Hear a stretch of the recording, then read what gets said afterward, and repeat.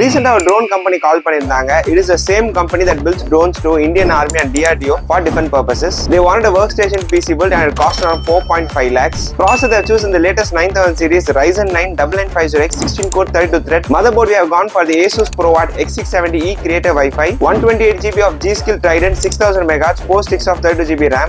Primary storage Samsung 990 Pro 2TB NVMe.2 super fast storage 7450 Mbps speed. Secondary storage 2TB WD Green. Graphics card one of the most powerful workstation GPU. Quadro RTX A5000 with 8192 CUDA core and 24GB of graphics memory and supercharged rendering and real-time ray tracing. In the processor cool பண்றதுக்கு we have gone for the Cooler Master the 360mm the Ion display liquid cooler. இந்த PC power up பண்றதுக்காக Cooler Masterல 1250 watts the 80+ volt fully modular power supply. Case model Athena P1 with type C port. அவங்க 32 inchesல ஒரு 4K monitor கேட்டிருந்தாங்க. So we have suggested them the LG the 32 UN650 monitor. The total cost of this PC is 4.45 lakhs with 32 inches monitor. For PC requirements we have 3